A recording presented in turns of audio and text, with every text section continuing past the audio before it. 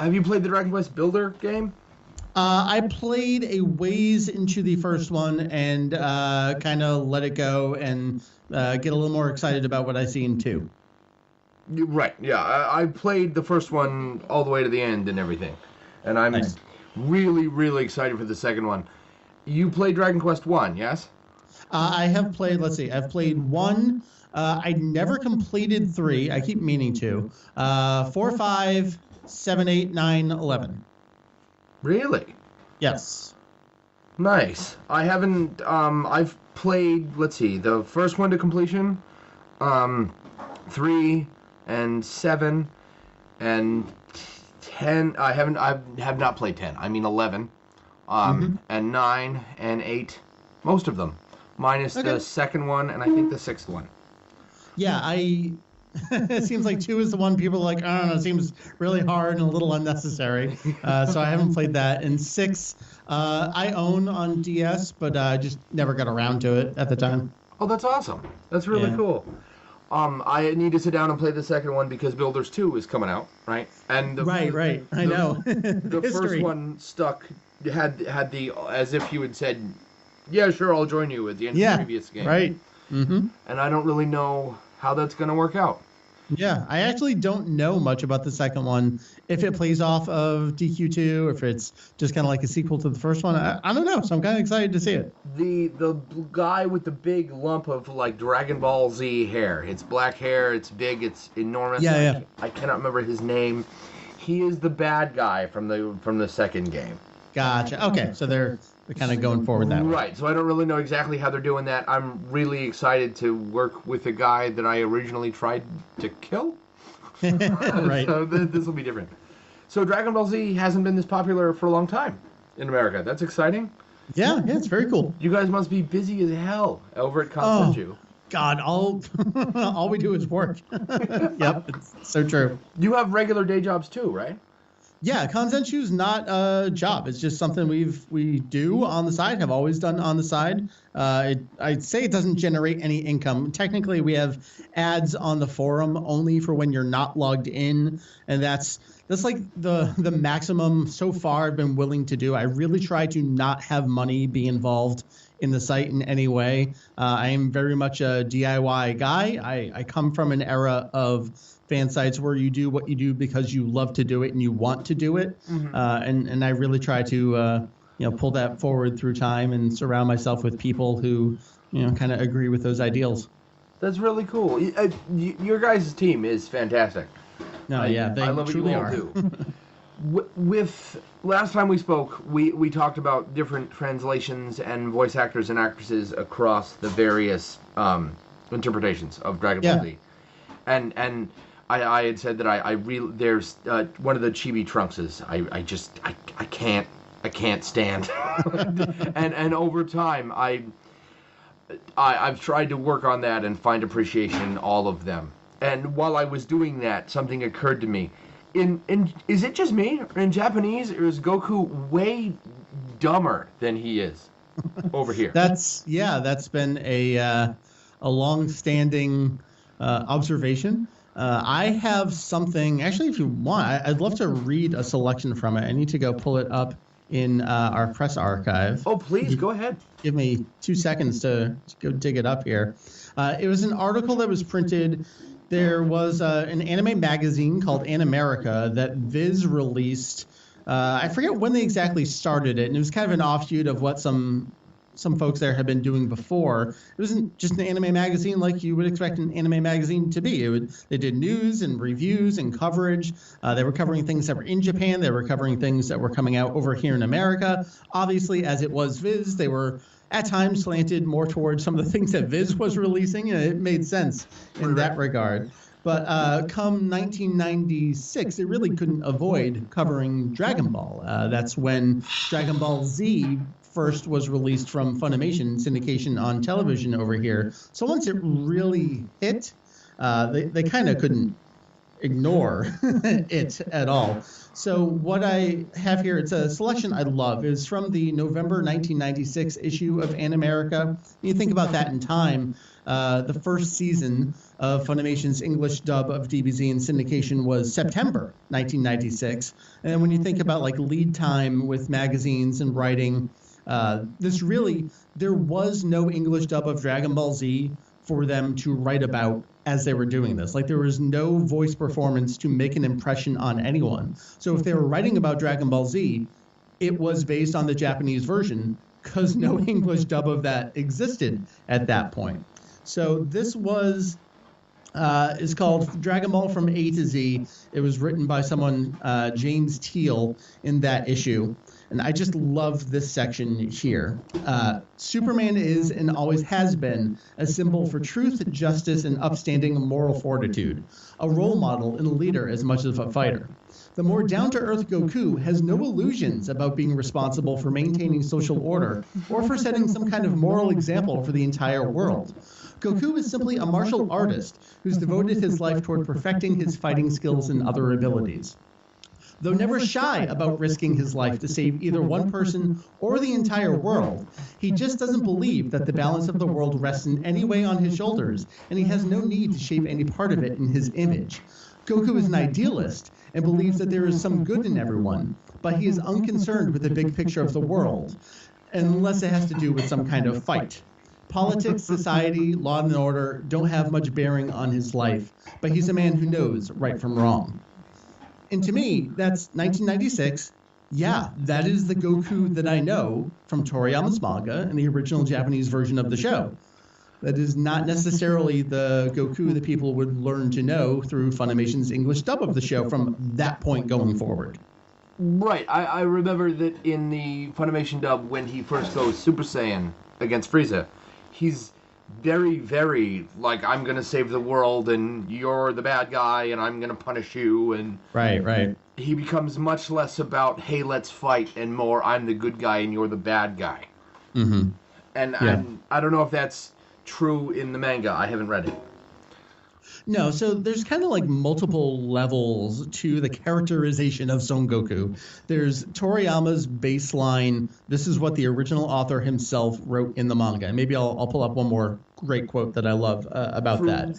Does it count if I did read the Dragon Ball manga? Yeah, a little bit. Yeah, I mean, that's where it starts. So it's all one story, beginning to end. So there's like the baseline. That's what Toriyama, he's the author. That's his version of the character. The next step up from there would be, all right, the TV series.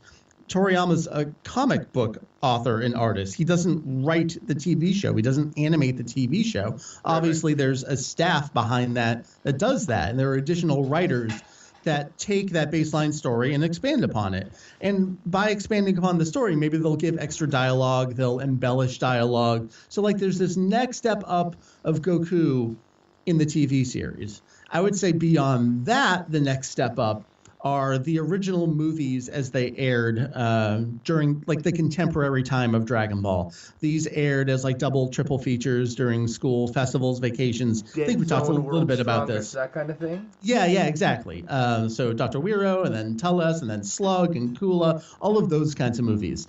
There's one person in particular who got really heavily involved towards the end of those movies. You really feel his touch. And his name is Takao Koyama. And his writing of Goku gets much more in line with maybe almost what you know from Funimation's English dub, where he starts monologuing about saving the Earth and being a protector, and he resurrects a bird back to life in one movie. Like, it's a little strange there. And then a step beyond that, I would say, is Funimation's 1999 era English dub of Dragon Ball Z, where Goku is, talking about ally to good, nightmare to you. Like, those are never words that would ever possibly escape the lips of Son Goku from the manga. Right. And I'm sorry, I'm always in awe at how much Kanzenshuu accomplishes. And the idea that you don't get paid is even more riveting. Well, I love it. I love learning new things, and it's impossible for me to not want to learn something new and then share it. So I'll keep sharing. I'll share one more thing from you. One more thing for you. This is something that Julian, who works with me, has worked with me since 2002. One of my best friends works with me on the site. He's one of our translators. He's moving back to Japan finally. which I'm sad to see him go, but I understand he's got to go back to where life calls him. This was an issue of Wired magazine from Japan, the 1997 #1 issue. And there was an Akira Toriyama interview. And think about what was going on in 97. Like, Dragon Ball was over. GT was ending. Dr. Slump Revival was coming on TV. Toriyama was sitting pretty at that point. So slow down. Dr. Slump has a TV show. Dr. Slump had a TV show before Dragon Ball. Dragon Ball took Dr. Slump's time slot on television. I knew that before Dragon Ball there was Dr. Slump. But I knew that in manga form. I didn't know there was a TV show. That's really exciting for me. Yep, there's a TV show.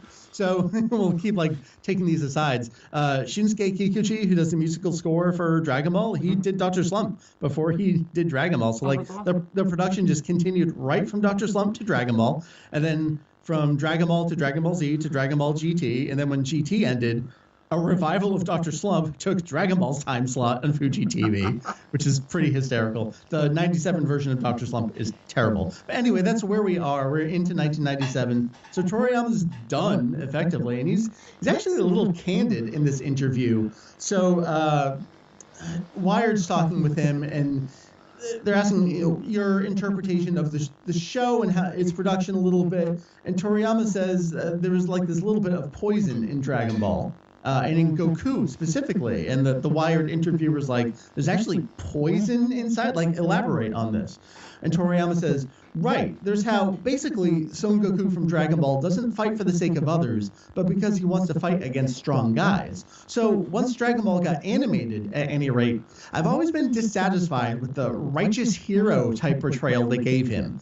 I guess I couldn't quite get them to grasp the elements of poison that slip in and out of sight among the shadows. And I think that's fascinating because I wouldn't necessarily say the TV version of Dragon Ball and Dragon Ball Z has that, but the movies that Koyama particularly was involved in, I think about movie 3 in particular. That's the one where the lookalike Teles comes to Earth and Gohan transforms into a monkey. I think about that scene where Goku is holding Gohan. He's like, I am going to protect this planet. Yeah, I know, but you don't ever say things like that. And I feel like those are the kinds of examples that Toriyama's probably You're going to save us by to. accident, right? Yeah, right. He knows he needs to do it, and he probably will do it. But first and foremost for him is, that dude's strong. Let's do this. Have you seen Dragon Ball Super? Oh yeah, I'm caught up on. If it exists, I've watched it. I've read it. Yep. I assumed. I just figured I'd ask. Now, I watched the Japanese dub of that because I refused to wait. Subtitles and differing dub doesn't usually bother me one way or the other. And I went and watched that because I didn't want to wait. All my friends who refused to not wait are currently like, what do you mean Trunks has blue hair? I'm like, guys, that's old news. Keep up. Right, exactly. I'm 100 episodes in front of you. Keep up. When the Tournament of Power happens, that looks to me like that happened basically because Goku wanted to fight in powerful people. Yeah, pretty much. They end up hand-waving it slightly. Yeah, I noticed there are some comments, Zeno's like, oh, well, I want to do it anyway. Okay. However, it's really Goku who gave the idea in the first place. Yeah, he put, 8 universes on the chopping block? Yeah, more or less. That's not cool, and that's not the kind of thing heroes do. Right. And I think more so than that actual setup, because, again, they kind of walked it back here and there. The fact that Goku was never like, oh, man, what have I done? This is all my... he doesn't ever, reflect on that or deal with it. Not even a little bit. Yeah. No. So I'm to understand that Dragon Ball and Dragon Ball Z are mangas first and anime second, and Super is anime first and manga second? Yeah, more or less. So Japan has always been slightly different from America in this regard. Over here in America, sometimes things will start one place and go one way and go another way. Think about something as convoluted as X-Men, where it was a comic, then it was still a comic, then there was another comic, then there were 20 comics, and then there was a cartoon, and then there were 5 cartoons, and then there were movies, and then the movies time lapse over back themselves again. Oh man, the X-Men get kicked around so much. Right. So most anime and manga aren't like that. Dragon Ball is one of the series. It's kind of like one of the most standard productions where a guy drew a comic. It was published for a while, and then they turned it into a TV series after like a year and a half or something like that. It started very, very late '84. In the comic, and then started, I think, February '86 as his TV series. And the way they did Dragon Ball was they basically just told the exact story as is in the comic. Now, of course, they had to add a few extra things, like they would add extra scenes to get to 22 minutes. Occasionally, they would add entirely new story arcs. But for the most part, if you watch the TV series, you have effectively gotten the entire story that was in the comic book. Not every anime does that. There are things like Ranma 1/2 where it may adapt the comic book story and then it may do its own entirely own stories. And then later story arcs or the OVAs will go back to adapting the manga. Sailor Moon really expands upon what's in the manga. There's no monster of the week, so to speak, in the manga. It just goes from like general to general early on. But Dragon Ball, like the story is a story. So it was a comic, then it was a TV series. And then Toriyama said, yo, I'm done. Peace out. See you guys later. And the TV studio, Toei Animation, and it was airing on the TV channel was Fuji TV. They're like, no, this is still making lots of money. We're going to keep going. Thank you very much for your time and energy and effort. And that was Dragon Ball GT. Now, they did ask Toriyama for some designs, and he even came up with the title of the show early on working on there. But it was effectively, by production committee only TV series. Then we skip ahead for years. Yeah, Dragon Ball Super. Dragon Ball Super was announced exclusively as a TV series. I think that was in April 2015. I was just doing a bunch of research and news cross-referencing on this stuff. And it was very strange how they announced it because they put out a press release in Japanese and in English and had nothing to show for it. Like, there was no logo, there was no footage, there was no key art, there was nothing. And and this is going to start in a couple months. All right, sure it is. Okay. And then, right ahead of the TV show, the manga version of Dragon Ball Super, which was done by a guy named Toyotaro, who had previously done a couple things. He did a promotional manga for the Dragon Ball Heroes arcade card game that ran for a couple years over in Shueisha's V-Jump magazine. He did an introductory version of the film Resurrection F that was in very early 2015. And then he just rolled right into doing, they called it a comicalization of Dragon Ball Super. And it's been very strange because we have never had anything like this with Dragon Ball. So like I explained earlier, where the TV series was it was based on the comic. There was an existing piece of work to work from. That's not what happens with Dragon Ball Super. What happens with Dragon Ball Super is Toriyama scribbles some notes on a napkin, passes it to people, and then they go off in their own different directions. The TV series gets made over here, the comic gets made over here, and occasionally they'll ask for thoughts and edits and stuff, but it's very, very strange the way that series kind of happened. My mother-in-law, of all people, asked me earlier today, because I was excited, I was telling her I was going to talk to you again. She asked me where the Z in Dragon Ball Z came from, and it occurs to me that I don't know. There was a story. There were many stories. So initially, I guess back up. So the comic is just called, from beginning to end, it's just called Dragon Ball. There is no break in it. There is no Z in the manga. When it came over to America, Viz actually did break it up based on where the TV series broke it up. But from chapter 1 to 519, it's just Dragon Ball. Actually, the series Naruto did the same thing, where beginning to end, it's just Naruto, but the TV series did a split, and they called it Shippuden. Dragon Ball had the same thing back then in the 80s and 90s. What happened was Toriyama's editor, really the guy who discovered him, his name is Kazuhiko Torishima, as they were going and working on the TV series, he wasn't super happy and completely satisfied with how the TV series was being produced. And he did a great interview with Forbes. It's Ollie something who did it. It's such a fantastic interview where we get a little more behind the scenes on this.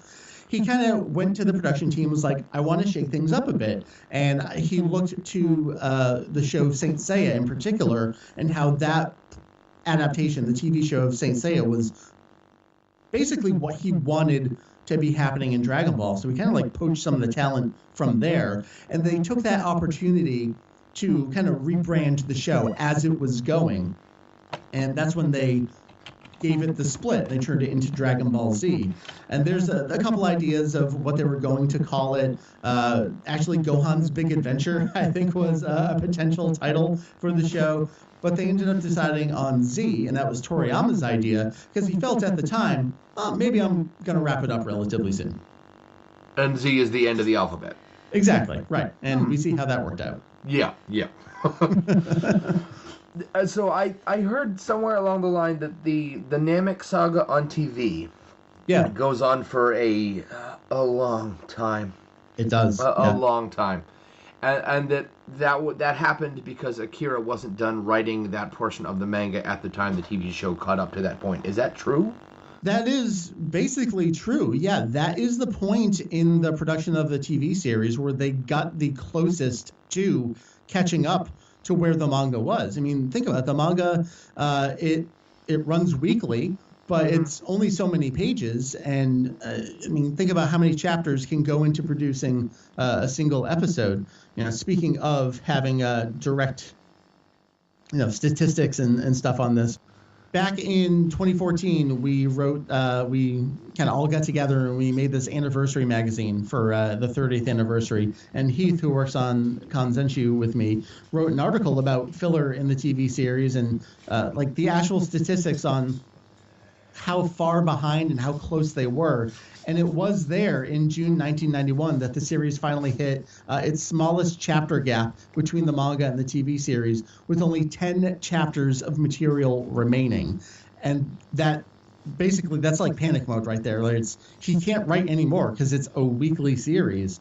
So that's why the very end of the Frieza arc in particular just drags. And that's the point when they did the Garlic Jr., they call it a filler arc. It's material exclusive to the TV series. It wasn't in the original manga, but they had to buy more time for the original author to keep writing the series because there was no more series for them to adapt. You can slow down, but Akira can't speed up. Right, exactly. Yeah. Speaking of filler, I have, like I said before, I haven't read much of the DBZ manga. I've read all of the when Goku's a kid all the way up to when Gohan first appears. Okay. But beyond that, I haven't read any further. There's never-ending argument with my friends about what's canon and what's filler and what's stupid and what's cool, and like I love the Super Saiyan 4 transformation visually, but beyond that, I really don't like GT. I mean that's pretty standard response. It's different. It's weird. Vegeta with a mustache is hard to get over, and DBZ is weird to begin with. And GT just kind of raises the bar to an uncomfortable level for me. Yeah. But a friend of mine and I were arguing the other day that, and I'm usually prone to saying this, that there's a specific piece, and I'm pretty sure it's filler, and that it's not in the manga, but I could be wrong, and I was hoping you could tell me. Sure. That remember when Piccolo takes Gohan away to the woods to train him and make him big and bad and tough? Yeah. How much of that is covered in the manga? Yeah, that's a portion of the series. It's really interesting because that is kind of like the perfect point when they can add their own original stories, because we have this large gap of time. Like, they got to be training. That's what's going on Earth. So let's make up some training stories. So there is a lot of stuff in there that's not present in the original manga. Like, the orphans that Gohan goes off and hangs out with for like 2 episodes, that's not in there. There's an episode I really like where he finds an old broken down robot. That's not in there. And actually, it's one of Masako Nozawa, who plays Goku and Gohan and lots of other characters. It's one of her favorite episodes as well. So there's a good amount in there that is not in the original manga, but that's I think a key portion of the series where it works best, and I think it's some of the best original filler material in the TV series. I have a love-hate relationship with filler, and not all of it. Like, I love some of it and dislike other parts of it. But the moment when I first started watching DBZ, when it first came on TV, and I was much younger than I am now, they were in the middle-ish of the Saiyan saga. Like, Raditz had already been slain, and Piccolo had taken Gohan away. And the first episode I got to see was Gohan training in the woods. Yeah. And Piccolo basically ignoring him. And I didn't know who any of these people were. And then when Piccolo died, I had the unfortunate side effect of seeing DBZ before I saw Dragon Ball on TV. Yeah. So I didn't know who any of these people were. I didn't know that Piccolo was, hateful and mean, and I had no idea. And then he dies to save Gohan. And this is a big deal, right? It's a huge mark in his character. And I think that maybe it's just me, but then I have friends who only got to see Dragon Ball when Kai came out, and they cut a bunch of that. And so you don't get to see Piccolo bond with Gohan. Right. And maybe it's just me, but I actually like that big chunk of the filler. I do too. And what's actually pretty interesting is that we kind of had Kai before Kai existed. I mean, think about 1996, the original dub there. 35 episodes were cut down to 26. And a lot of that was that portion of the series, or a lot of those filler episodes. But so then if you think about the manga, well, if most of that isn't there, Piccolo's death still resonates with you because of what you do see. And I think there's enough in there that it still can work. But you kind of hit on some key things there. You didn't even know who a lot of these characters were, what some of the motivations were, but it still worked. And I do think it's important to start at the beginning of the series. Pick any popular media. You wouldn't start with the fourth Harry Potter book. You wouldn't start with the third Lord of the Rings book. You wouldn't start with episode 6 of Star Wars and go forward from there. There's so much back history to these characters, and a lot of their growth is much earlier than that. I mean, I'd argue that all of Goku's growth takes place before Raditz. That being said,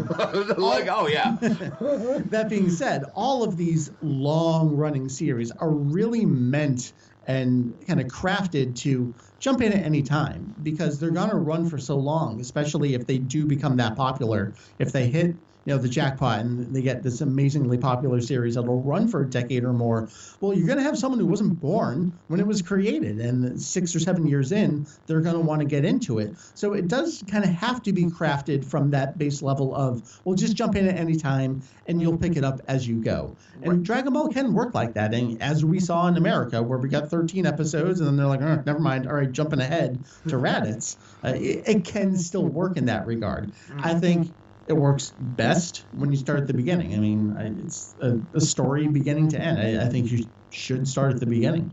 Oh, yeah. Speaking of story, I'm sitting there playing the new Dragon Ball Z, the card game, based off the Japanese arcade game. Yeah, Heroes, sure. Heroes, right.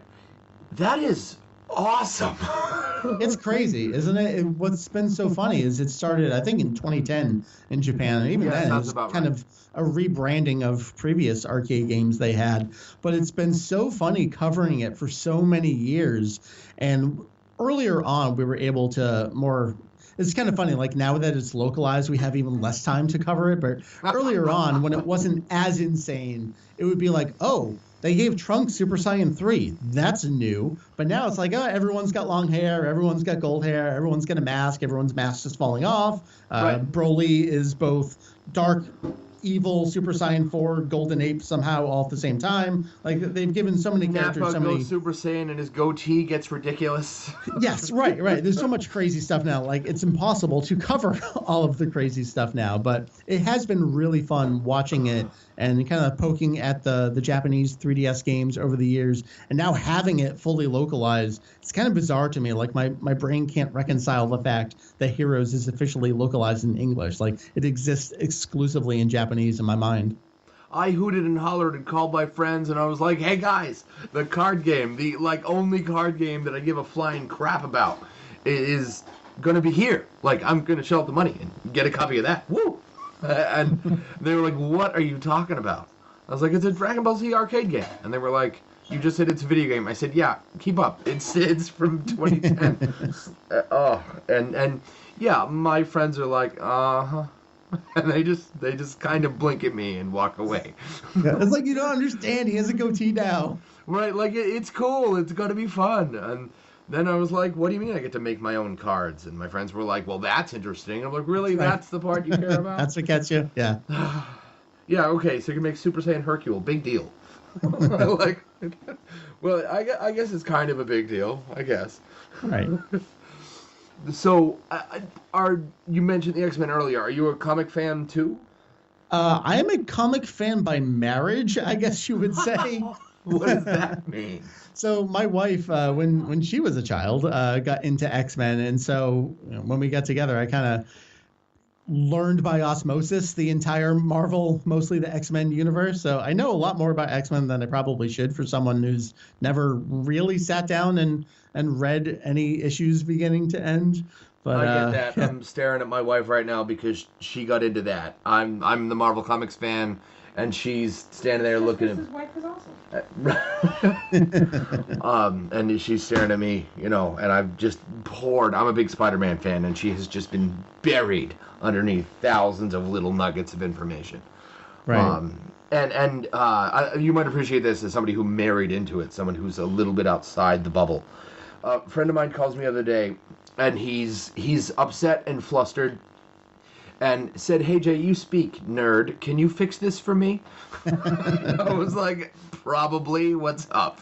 And he's going, "So I sat down to watch the trailer for the new Shazam movie with my father. His father grew up reading comic books. I didn't know that. Meeting his father, I would assume that was not true, but apparently it isn't." And he grew up reading Shazam, who at the time was called Captain Marvel. Captain Marvel, sure. So he was really confused. He's like, "Wait a second. Captain Marvel is this big, lovable doof." I went, "Right." And he's going, but my father says that Captain Marvel is a relatively cold, iron individual with no sense of humor, and that there's also an 11-year-old boy. I said, "You're both right." He went, "Yeah, exactly." "What?" "Pick a side." I go, "I don't have to. You're both right."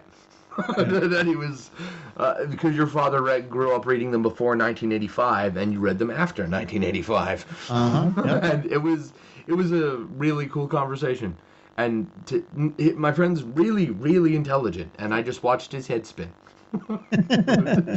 and that's kind of very different from Dragon Ball, isn't it? Like, they will retcon things and explanations of things, but we never have that was not actually Gohan that entire time. That was actually someone else. That was his clone from another universe. Or like the best, or I guess worst we have is Trunks time traveling, but it makes consistent sense within the confines of that story. But we never get, that's so-and-so's sister's clone from the future.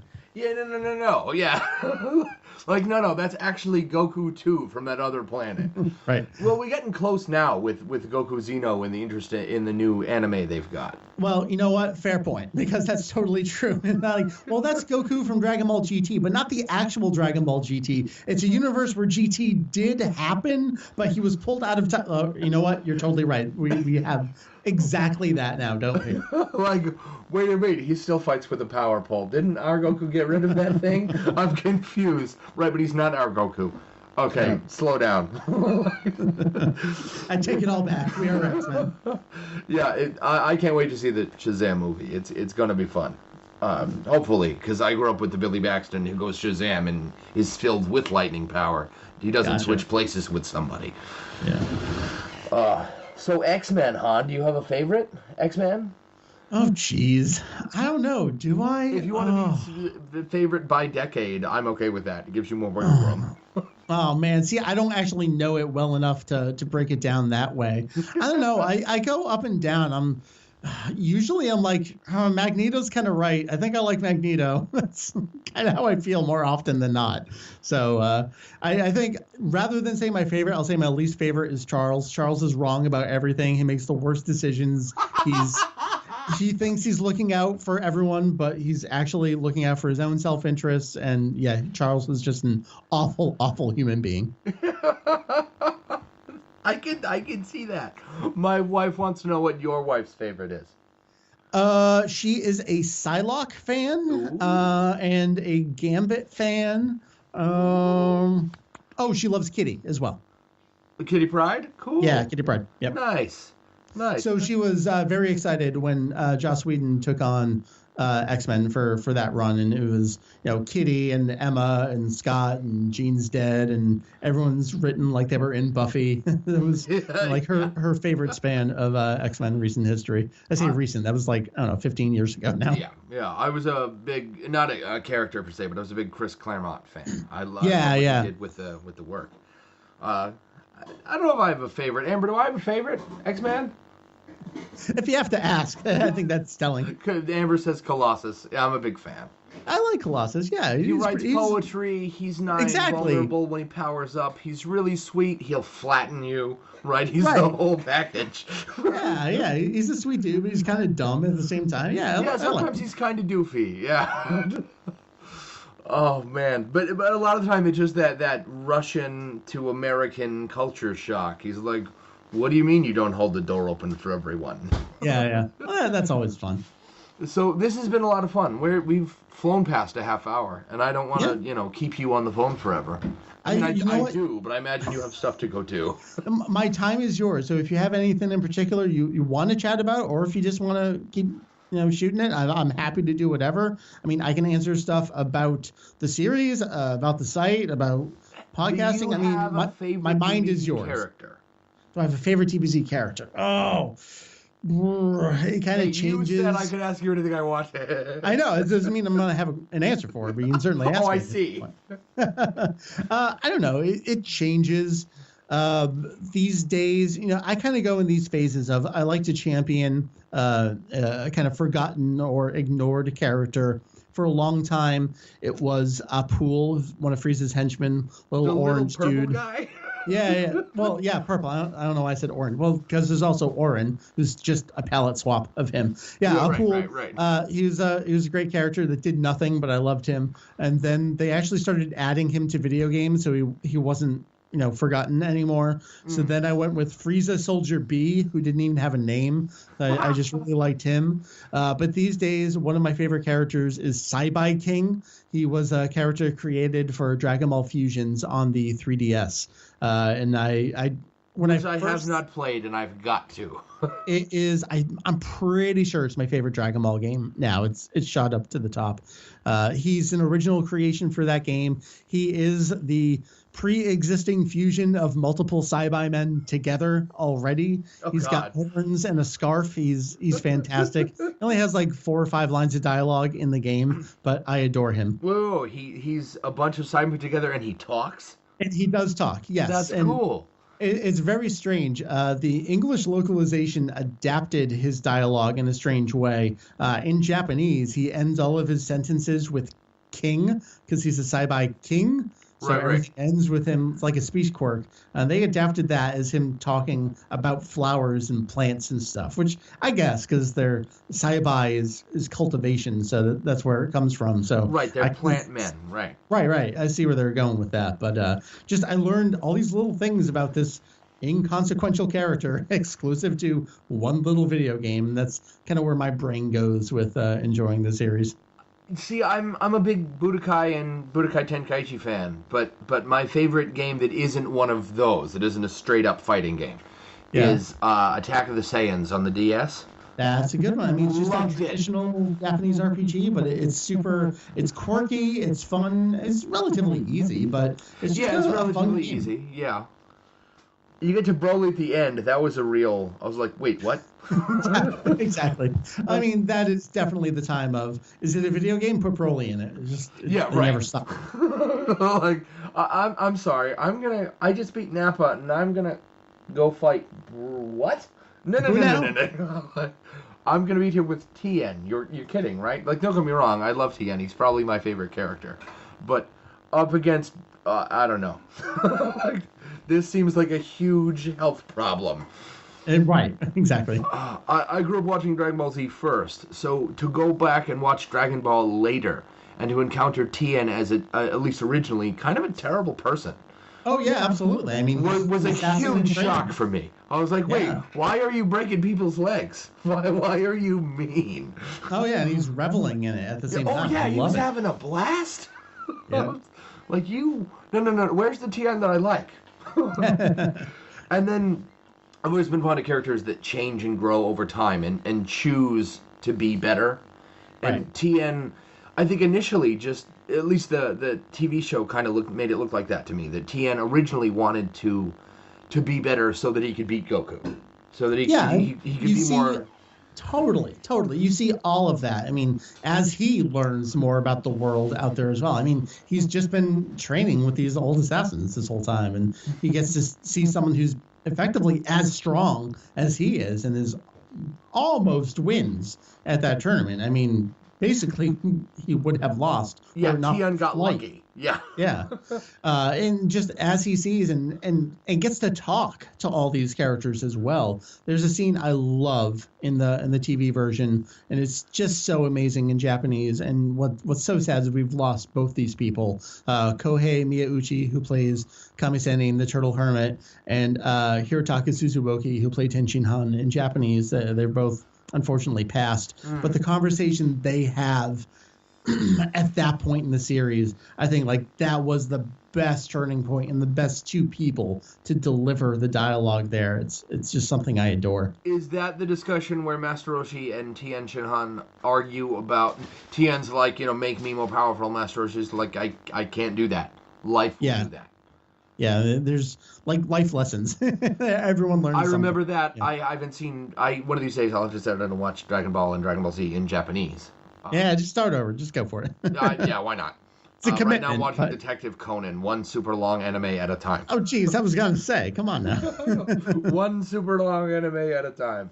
And I'm in the middle of Naruto with my wife, so I guess I'm already broken. There you go. Well, for what it's worth, I'm just about done. I've somehow never done it, but I'm watching Fist of the North Star for the first time. And I love that show. I'm like 20 episodes away from the end, and it's fantastic. Nice. Are you a Yu Yu Hakusho fan? I am not. I've seen the first 4 episodes fan subbed and then never anything else. Don't do that. No, don't do that. For what it's worth, my understanding of the anime, the manga, which I've read most of, and the jump to the anime is that it's pretty accurate. The Yusuke swears a lot less and doesn't smoke, but aside from that, the manga and anime align pretty identically. I'd love to check it out. It's only so much time in the day. Oh yeah. Yu Yu Hakusho is probably my favorite anime. Yeah. For the characters and how they choose to grow, like Tien did. Almost all of them grow up, and it's really cool. Nice. Yeah, Tien. It was a stunner for me to see him be this dark, evil person, and like you said, to revel in it. He was loving every second of it. Mm-hmm. Yeah. And I love that conversation. If it's the same conversation that I'm thinking of, it's one of my favorites probably too. Is. Yep. When Roshi's like, I didn't make Goku strong. Life did that. Yeah. Go live some stuff.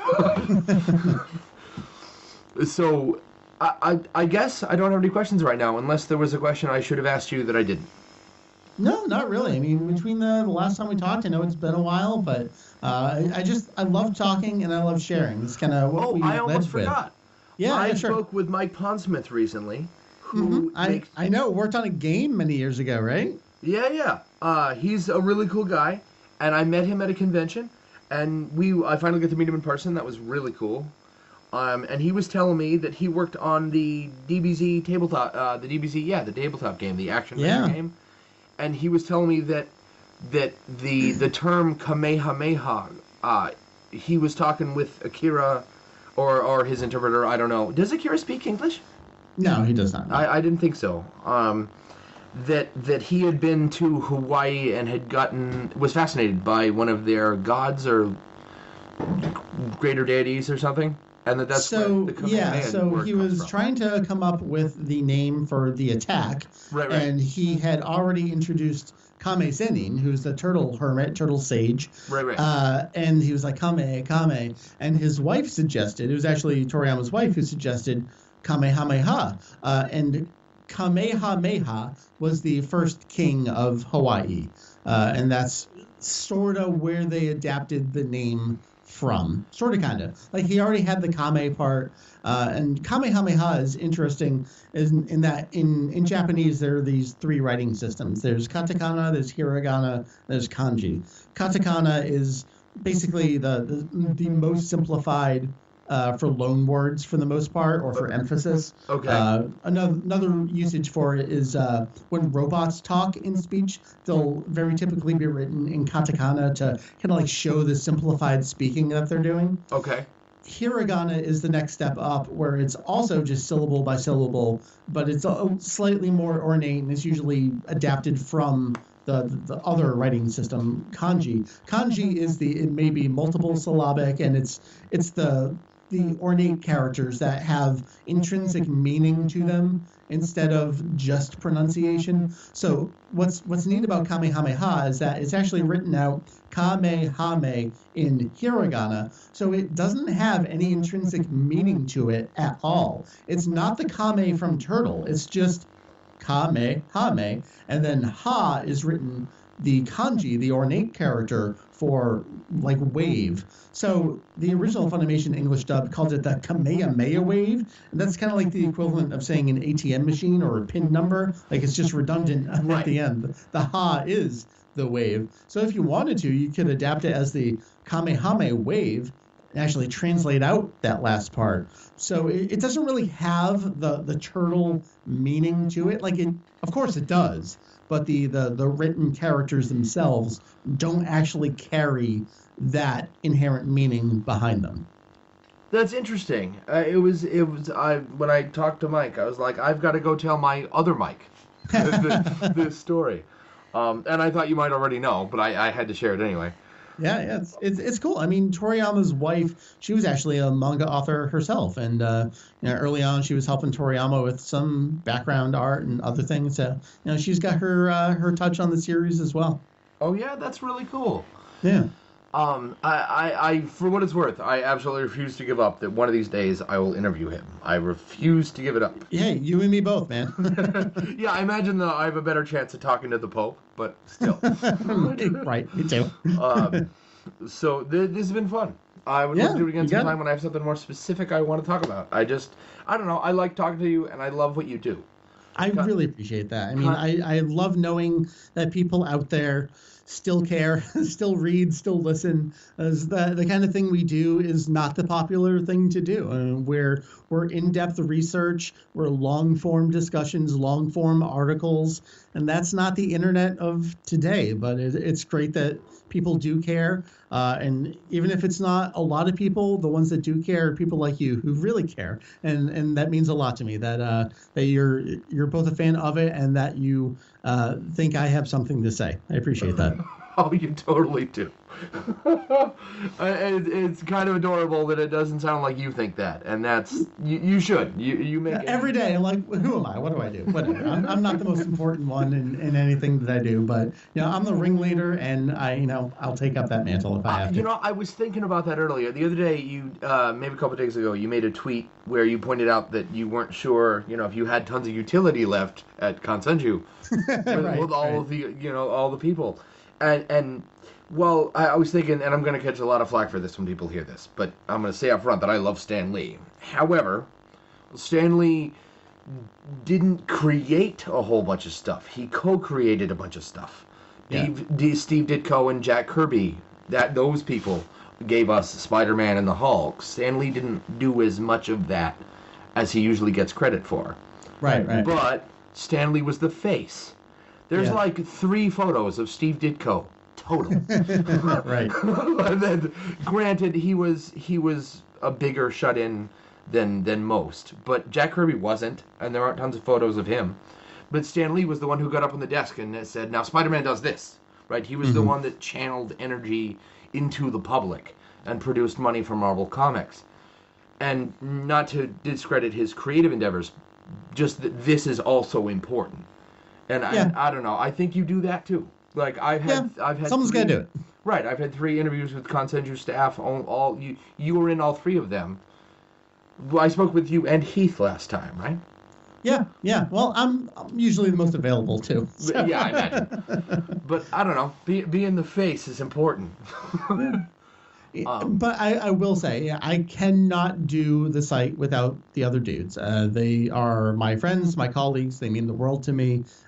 Heath in particular, Julian in particular, Jake, who's taken some time off from the franchise. I cannot blame him.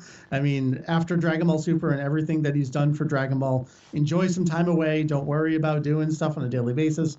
These guys, the stuff that they have done for Dragon Ball fans don't know how good they have what these guys do. I don't want to say in the shadows, because it's right there available for you. Like, type in Kanzenshuu.com. Like, everything's there. But the touch that they've had, I would say the voice of Toriyama that people in the English-speaking world know, independent of the work itself. Like, anything that Toriyama has said in an interview or related to the production, I mean, for the most part, it's been Julian and Jake who have translated all of that. Like, their voice is mixed in with Toriyama, and the amount of knowledge they have of that person and why he speaks the way he does and how he's coming to those answers. Dragon Ball fans, they don't know how good they have it. And I say this as someone who's also, quasi-responsible for guiding all this and doing the nitty-gritty, busy work to get it all out there. I'm in awe of the stuff that everyone does. Julian and Jake from the language side, Heath from the technical side. Heath took my job and blasted past me years ago. Like, the amount of technical stuff that dude can do with web technologies is far and above anything I can do these days. And they are indispensable to me as friends and colleagues. The stuff they do is out of this world. Whenever I explain Kanzenshuu to one of my friends, or I'm like, I'm gonna talk to Mike again, and they're like, which Mike? Because I have several Mikes that I talk to regularly, and I go, Mike LeBray, and they go, huh? And I go, the DBZ guy. And they're like, the what now? And I go, he works on Kanzenshuu.com, and they were like, what's that? And I was like, all right, look, there are fans. And then there are these guys. Like, you and I are fans. We didn't learn Japanese and moved to another country to be there first. Right. Like that. I really appreciate what you do. And whether my other DBZ friends do know it or not, so do they. Because a lot of the stuff they have that is in English that they can read, that they got from you. And I'm happy with that. I'm happy to know that whether or not you got it from us, we're the ones who got it out there. And we have our touch, our mark on stuff. That means a lot to me. Just like we started out talking about earlier, just raw information. I love knowing it. I love learning it. I love sharing it. And so it kind of doesn't matter to me. I'm one of those, information should be free for the most part, to a degree, as long as it doesn't start harming anyone. But, right. Information about this franchise and who said what and why and how and what was the historical context for it. As long as that gets known, my name doesn't need to be attached to it. It'd be cool if it was and people knew where it came from. But I'm more invested in there being an educated fan base. Thank you for that. I can't say thank you enough. I should stop saying it, at least for now, or the show's going to get real redundant. It's all good. But thank you so much. This has been great. I'll talk to you another time. All right, sure thing. Thank you.